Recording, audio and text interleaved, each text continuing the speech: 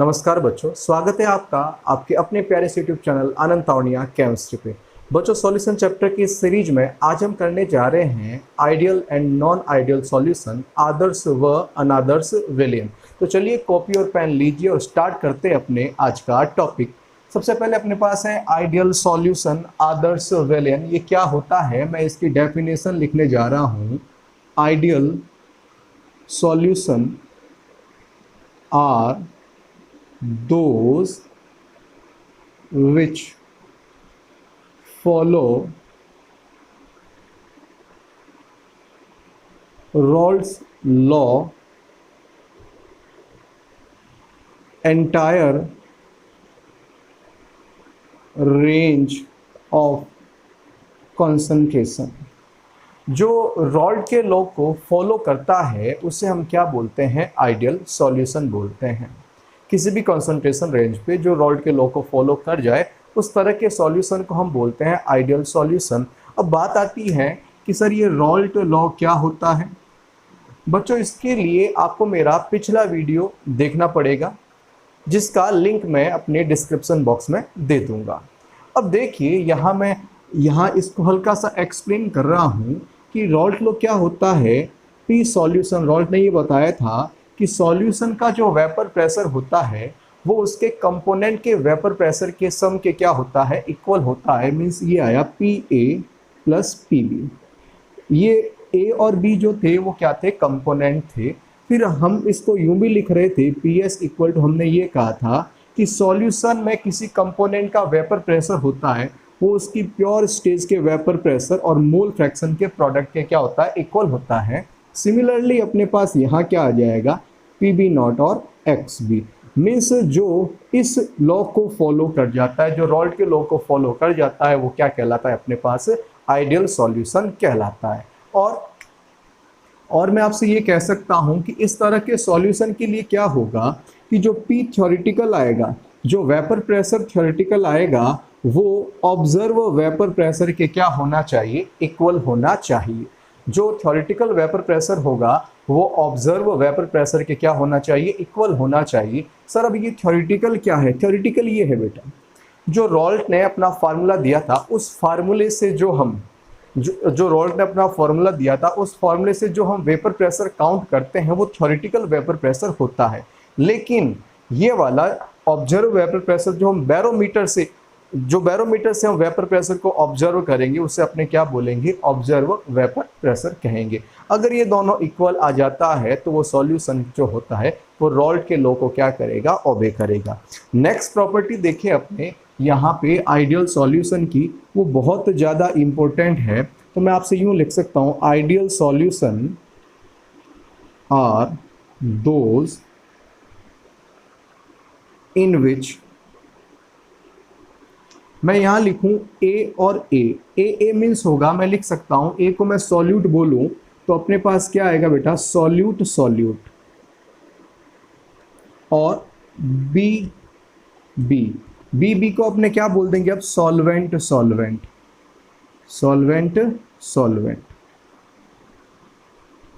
ए मतलब सॉल्यूट और solvent. Attraction force will be equal to AB। अब A हमने किसके लिए यूज किया था बेटा? सॉल्यूट के लिए। B किसके लिए था? सॉल्वेंट के लिए। will be equal solvent attraction force. ये लाइन बहुत ज़्यादा इंपॉर्टेंट है। अपने पास आइडियल सॉल्यूशन को समझने के लिए ये लाइन बहुत ज़्यादा इंपॉर्टेंट बन जाती है कि सॉल्यूट और सॉल्वेंट मॉलिक्यूल के बीच में जो अट्रैक्शन फोर्स होता है वो सॉल्यूशन फॉर्म होने के बाद भी उतना ही अट्रैक्शन फोर्स क्या करेगा? काम करेगा। अगर ऐसा कोई सॉल्यूशन इस कंडीशन को फॉलो करता है तो वो सॉल्यूशन क्या कहलाता है? अपने पास आइडियल सॉल्यूशन कहलाता है। अब इस कॉन्सेप्ट पे, इस फिनोमेना पे बेस पे ही हम इसकी जो आइडियल सॉल्यूशन की जो अदर प्रॉपर्टी है उसको हम क्या कर सकते हैं? एक्सप्लेन कर सकते हैं। तो वो देखिए, जल्दी से इसका स्क्रीनशॉट ले लें और आगे बढ़ते हैं हम।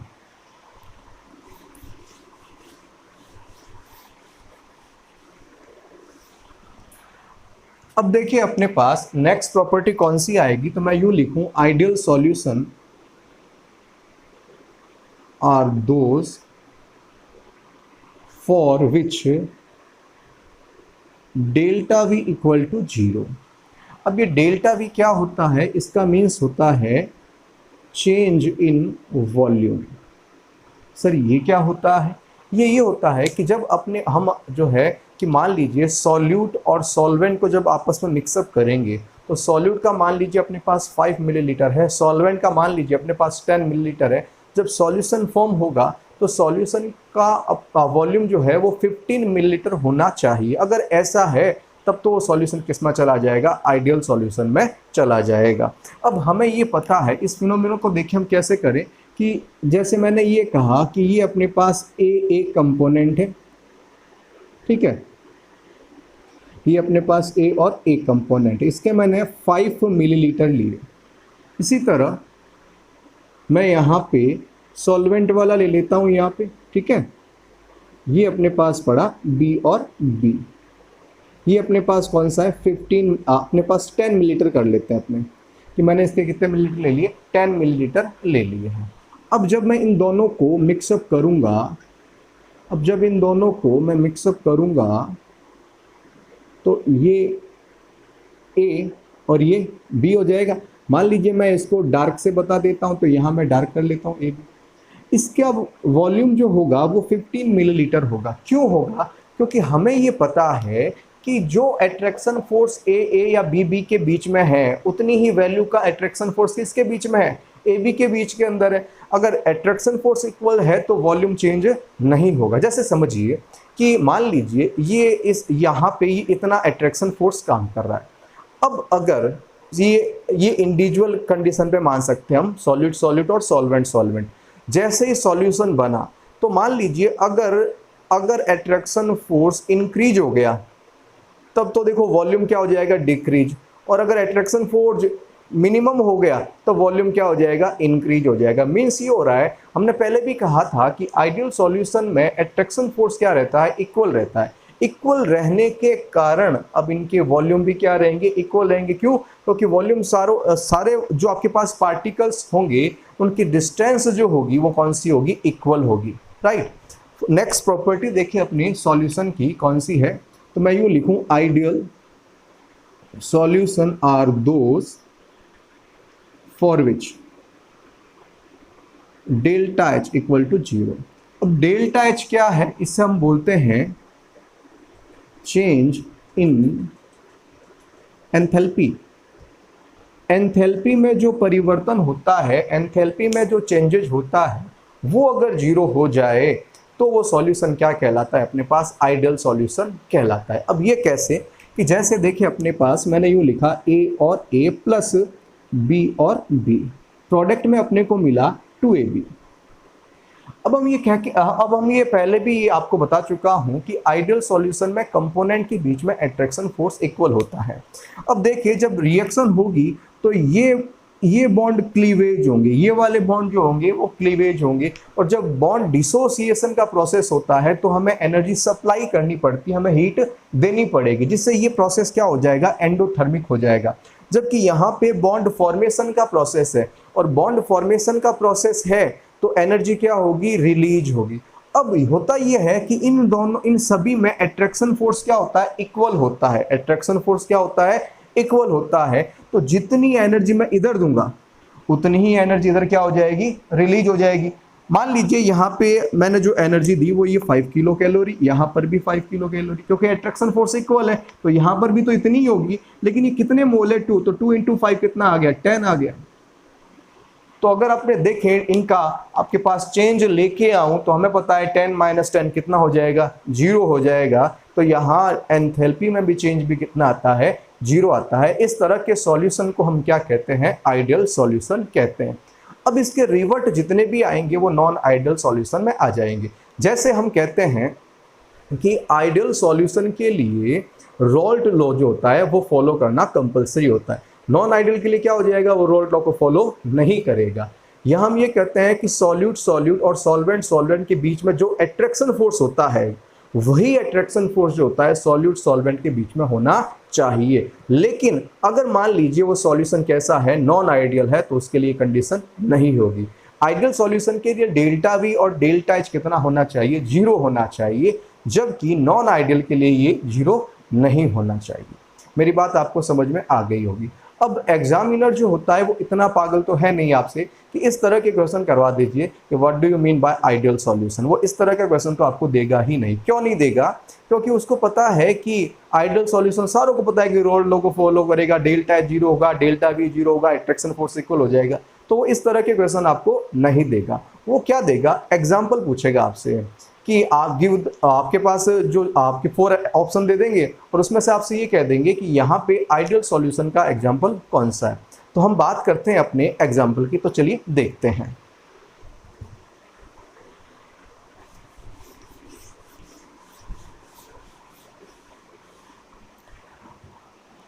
अब देखिए बच्चों, आइडियल सॉल्यूशन के जब एग्जाम्पल की बात आए तो मैं आपसे कुछ एग्जाम्पल यहाँ पे लिख रहा हूँ, आप पिकअप करना जो मैं बात बोलना चाह रहा हूँ।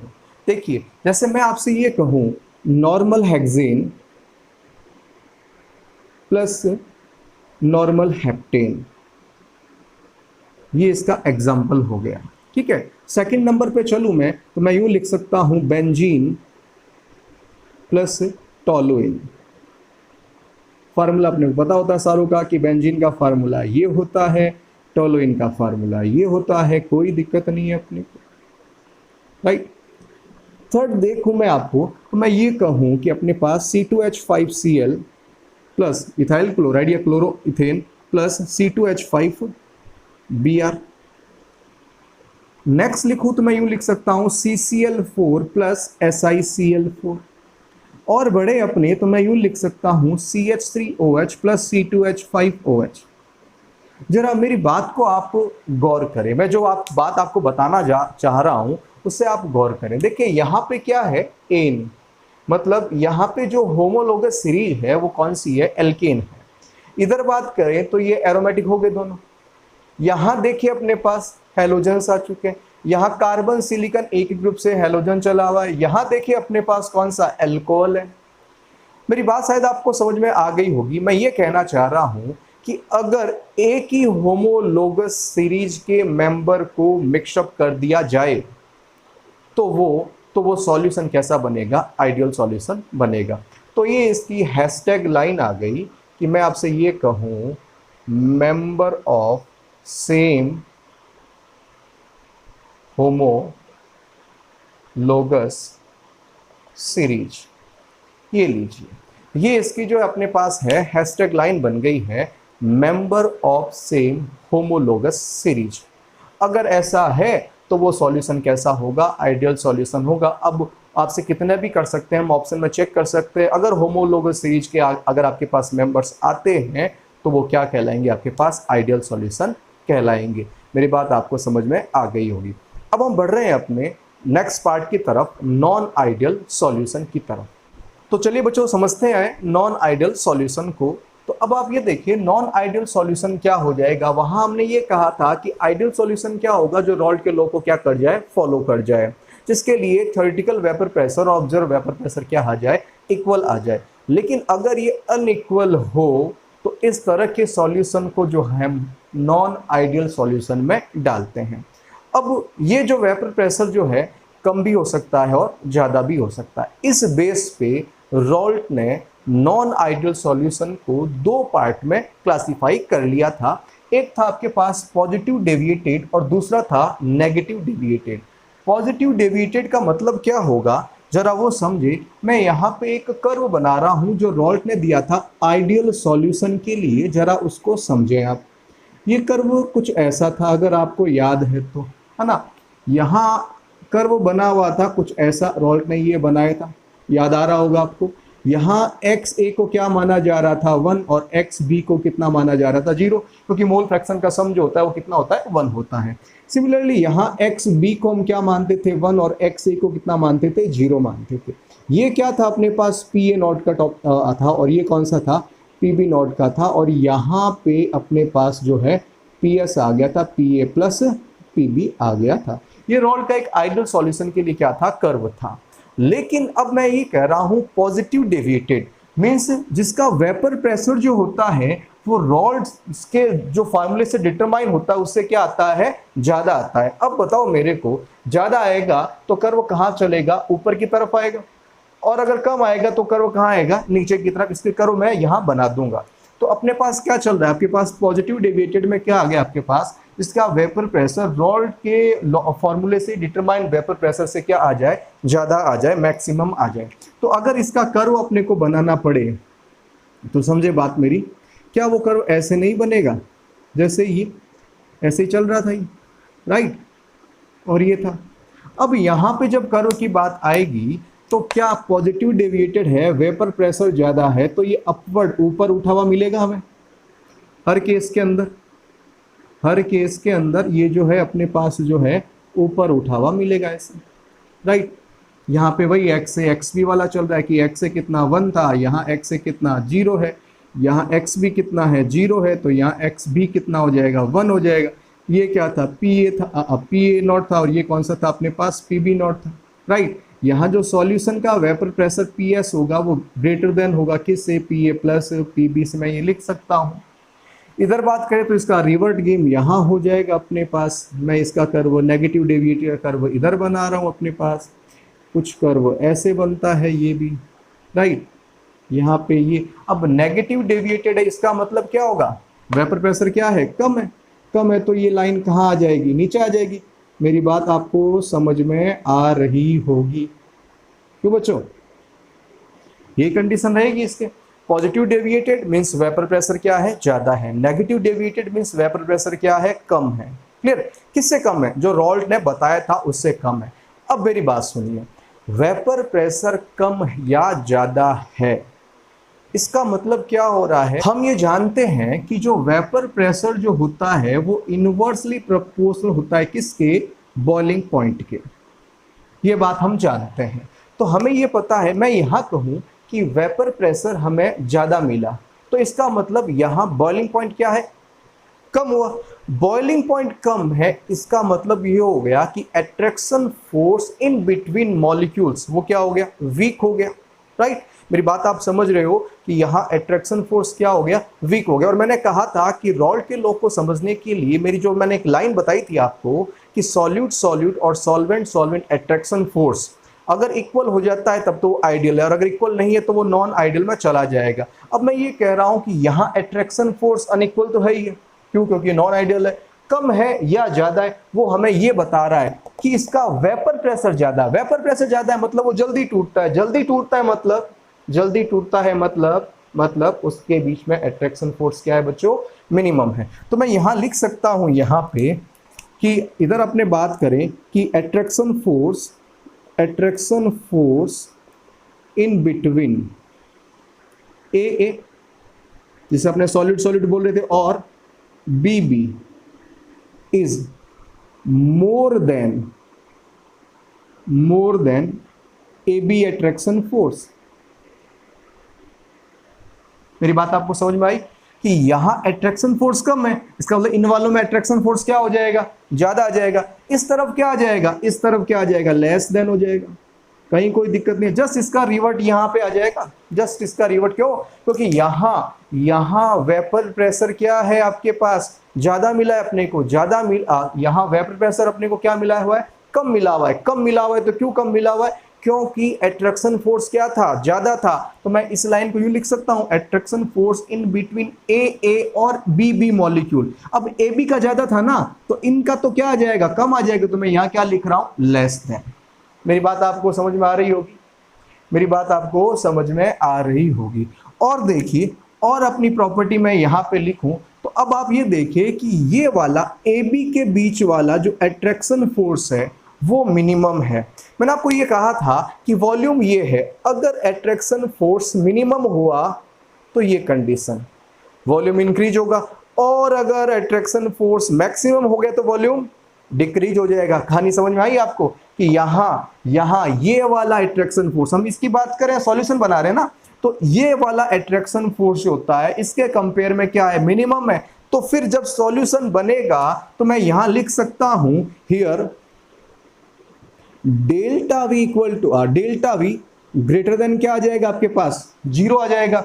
जबकि यहाँ पे ए बी के बीच का अट्रैक्शन फोर्स ज्यादा है, इसलिए डेल्टा वी लेस देन क्या आ जाएगा, 0 हो जाएगा। मेरी बात आपको समझ में आ रही होगी बच्चों। ध्यान देना, ये लेस देन किसका लिखा है मैंने, ये लेस देन किसका लिखा है, इसको ध्यान देना। इसको चेक करने के लिए यहां अगर मैं कहूं ए बी का attraction force, in between attraction force A B, वो तो मिनिमम है ही है, वो मिनिमम है। मोर देन किसका लिखा है, इनके कंपेयर में लिखा है। ध्यान देना, ए बी का अट्रैक्शन फोर्स मिनिमम, यहाँ ए बी का अट्रैक्शन फोर्स क्या है, मिनिमम है। यहाँ ए बी का अट्रैक्शन फोर्स मैक्सिमम है। ये लेस देन किसका लिखा है, जरा ध्यान दे देना, लेस देन किसका लिखा है, ए और बी का लिखा है मैंने, सॉल्यूट और सॉल्वेंट का लिखा है बच्चों। मेरी बात आपको समझ में आ गई होगी। और देखें, और अगर अपने बात करें कि मैं यहां कहूं here delta H greater than कितना आ जाएगा, 0। अगर ऐसा है तो यहां कितना आ जाएगा, डेल्टा एच लेस देन 0 आ जाएगा। अब सर ये ऐसे कैसे हुआ, तो वो समझिए आप। मैं आपसे ये कहता हूं कि मेरे पास ए प्लस बी मॉलिक्यूल है और मेरे को क्या मिलेगा, 2AB। अब मैंने ये कहा यहां अट्रैक्शन फोर्स कम है। मान लीजिए इधर अट्रैक्शन फोर्स 10, इधर भी मैं काउंट कर जाऊं 10, और यहां मैं काउंट कर जाता हूं, अपने पास 6 ही लगता है। लेकिन अपने पास 2 मोल है, इसलिए ये 2 6 कितना आ गया, 12 आ गया। मेरी बात आपको समझ में आ गई। डेल्टा एच कितना आ जाएगा, तो आप देख लीजिए, रिएक्टेंट माइनस प्रोडक्ट पे चल लीजिए। अपने पास कितना आ जाएगा, 10 और 10 कितना आ गया, 20, माइनस कितना आ गया, 12, कितना आ गया, 8। मेरी बात आपको समझ में आ रही होगी, राइट। इसी तरह इधर देखें, इसी तरह अपने कहाँ चलें, इस तरफ आए तो मैं यूं लिखूं यहाँ पे ए और प्लस बी और बी, क्या बन जाएगा अपने पास, ए बी बन जाएगा। यहाँ अट्रैक्शन फोर्स ज्यादा है, यहाँ ए बी का अट्रैक्शन फोर्स ज्यादा है और इनका अट्रैक्शन फोर्स क्या है, कम है। अगर कम है तो फिर मैं आपसे ये कहूं कि यहाँ मैं लिख सकता हूँ 10, यहाँ पर भी 10 लिखूं, लेकिन मैं यहाँ पे 12 कर जाऊं। अब हमें ये भी पता है कि इसके अपने को कितने मोल मिलेंगे, 2 मोल मिलेंगे, तो 2 मल्टीप्लाई बाय कितना आ जाएगा, 12 आ जाएगा। तो आप देख लीजिए यहाँ पे डेल्टा एच 10 और 10 20 माइनस 24 आ जाएगा, 12 2 जा 24, कितना आ गया, -4। तो यहाँ आप देख लीजिए लेस देन आ रहा है, जबकि यहाँ पे कौन सा आ रहा है, ग्रेटर देन आ रहा है। तो ये तो हुआ अपने पास नॉन आइडियल सॉल्यूशन की प्रॉपर्टी। उम्मीद करता हूँ यहाँ तक आप लोगों को किसी को दिक्कत नहीं होगी। अगर आपको ये वीडियो पसंद आ रहा है तो आप इस चैनल को, अपने चैनल को लाइक, शेयर और सब्सक्राइब करना न भूलें। अब बात आती है वही घूम फिर के कि इनके एग्जाम्पल्स की। जो मैंने आइडियल सॉल्यूशन के बारे में बोला था कि प्रॉपर्टी सारों को लर्न रहती है, प्रॉपर्टी में किसी को कोई दिक्कत नहीं है। दिक्कत कहाँ आती है, एग्जाम्पल्स की। तो अब हम करने जा रहे हैं पॉजिटिव और नेगेटिव डेविएटेड के एग्जाम्पल। तो आइए बच्चों, अब हम इनके एग्जाम्पल्स की बात करते हैं। सबसे पहले आता है अपने पास पॉजिटिव डेविएटेड। बहुत गौर से सुनना। अब जो आपको मैं एग्जाम्पल्स का तरीका बता रहा हूँ, उसके बाद हर तरह के एग्जाम्पल आप अपने आप कर दोगे। बहुत गौर से देखना कि मेरा पॉजिटिव डेविएटेड सॉल्यूशन का फर्स्ट एग्जाम्पल है वाटर प्लस एल्कोहल। वाटर के साथ एल्कोहल, कोई सा भी एल्कोहल, ये लीजिए। मैं यहाँ लिखता हूँ CH3OH, मैं यहाँ लिखता हूँ C2H5OH, मैं कुछ भी लिख सकता हूँ, OH। कोई सा भी अल्कोहल वाटर के साथ अगर एल्कोहल आता है तो वो पॉजिटिव डेविएटेड होता है, याद रख लेना, ठीक है। सेकंड एग्जांपल देखिए, एसीटोन। ये है अपने पास कौन सा, एसीटोन। एसीटोन के साथ डैश डैश डैश डैश कुछ भी, एसीटोन के साथ कुछ भी। एक इसका एक्सेप्शन है, एक इसका एक्सेप्शन है, मैं कहता हूँ एन एक्सेप्शन है। एन से हम ले लेंगे एनिलिन, एन से हम क्या ले लेंगे, एनिलिन। ये एक इसका एक्सेप्शन बनेगा। एसीटोन के साथ आप जोड़िए ना CH2, आप जोड़िए C2H5OH, कुछ भी जोड़िए आप। एसीटोन के साथ आप कुछ भी जोड़िए, वो पॉजिटिव डेविएटेड सॉल्यूशन का ही एग्जाम्पल होगा। बस एक एक्सेप्शन है, मैंने कहा था एक को हम एन से बोलेंगे, तो ये बना एनिलिन। इसी तरह CCl4 के साथ कार्बन टेट्रा क्लोराइड के साथ कुछ भी जोड़िए, जो आपकी मर्जी। मैं यहाँ लिखूँ टोलुइन, मैं यहाँ लिखूँ C2H5OH, कुछ भी जोड़ दीजिए, जो आपकी मर्जी जोड़िए। वो सारे के सारे सॉल्यूशन पॉजिटिव डेविएटेड सॉल्यूशन के एग्जाम्पल्स होंगे। अब इसके बाद कोई आपको प्रॉब्लम आएगी नहीं। बोर्ड पेपर के अंदर अगर मान लीजिए आपके पास कहे 2 एग्जाम्पल, 3 एग्जाम्पल, 4 एग्जाम्पल, आप अकेले से बना दोगे ना, आप इस तक तो पहुंचोगे नहीं। बहुत सारे एग्जाम्पल आप यहाँ से बना सकते हैं, बहुत सारे एग्जाम्पल यहाँ से बना सकते हैं, बहुत सारे एग्जाम्पल अपने यहाँ से बना सकते हैं। अब हम बात करते हैं नेगेटिव डेविएशन का। तो नेगेटिव डेविएशन में देखिए water plus inorganic acid. Inorganic acid का क्या मीन्स हुआ पता है अपने को। बहुत सारे इनऑर्गेनिक एसिड हम यहाँ से स्टार्ट करें, HF, HCl, HBr, HI, ये हैलोजन फैमिली होगी। फॉस्फोरस को उतार दो मैदान में, H3PO4, H3PO3, H3PO2, बहुत सारे एग्जाम्पल है। H2SO4, HNO3, HNO2, nitrous acid, बहुत सारे एग्जाम्पल अपने पास पड़े रहेंगे। बहुत सारे एग्जाम्पल अपने पास है, जो मर्जी वो ठोकिए, एग्जाम्पल लेके आइए। 2 कहता है आप 20 बताइए, एक से सिर्फ एक कोड से, वाटर प्लस इनऑर्गेनिक एसिड। फिर देखिए क्लोरोफॉर्म के साथ कुछ भी आ जाए, क्लोरोफॉर्म के साथ कुछ भी आ जाए, वो किसका एग्जाम्पल बन जाएगा अपने पास? नेगेटिव डेविएटेड सॉल्यूशन का एग्जाम्पल बन जाएगा। इसी तरह ये मैंने आपको एक्सेप्शन बताया ही था एसीटोन का। अब देखिए मजेदार बात क्या है। मजेदार बात ये होती है, मैंने ये कहा था एसीटोन के साथ कुछ भी आ जाए, कुछ भी आ जाए तो वो आपके पास पॉजिटिव डेविएटेड होगा विद 1 एक्सेप्शन। अब होता क्या है कि इस तरह के एग्जाम्पल भी बना देते हैं कि आपने सर ट्रिक्स बनाई, हाँ, तो अब बोलिए आप क्या कहते हैं। अब बोलिए आप क्या कहते हैं। सर आपने ट्रिक्स बनाई, हाँ, तो अब बोलिए आप क्या कहते हैं। आप कह रहे थे एसीटोन के साथ कुछ भी आ जाए, मैंने क्लोरोफॉर्म ऐड कर दिया। इधर आप कह रहे थे क्लोरोफॉर्म के साथ कुछ भी आ जाए। अब बोलिए आप। यहां कह रहे थे कार्बन टेट्रा क्लोराइड के साथ कुछ भी आ जाए, यहां कह रहे थे क्लोरोफॉर्म के साथ कुछ भी आ जाए। अब बोलिए आप। अब आपकी ट्रिक्स फेल हो। लेकिन बच्चों बहुत प्यार से ट्रिक्स बनाई है, इस तरह मैं अपने ट्रिक्स को फेल नहीं होने दूंगा। जब इन दोनों को आपस में मिक्सअप कर दे तब क्या होगा, जो मैंने ये बताया है, तब क्या होगा, तब डेविएशन उसकी तरफ जाएगा जिसका मॉलिक्यूलर वेट ज़्यादा होगा। रूल है ये, नेचर का रूल है। जब अपनी ट्रिक्स जो है इस तरह से ट्रिक्स को अरेंज करते हुए कुछ खींचतान की जाती है, तो फिर हम नेचुरल फिनोमिनन पे आ जाते हैं। नेचर कहती है जिस तरफ जिसका मॉलिक्यूलर वेट ज़्यादा होगा वो तराजू उसकी तरफ झुक जाएगा। ये कहानी हम यहाँ अप्लाई कर देते हैं बच्चों कि जिसका मॉलिक्यूलर वेट ज़्यादा होगा उसकी तरफ ही डेविएशन आ जाएगा। तो यहाँ हमें ये पता है कि आपके पास क्लोरोफॉर्म का मॉलिक्यूलर वेट एसीटोन के कंपेयर में बहुत ज़्यादा है।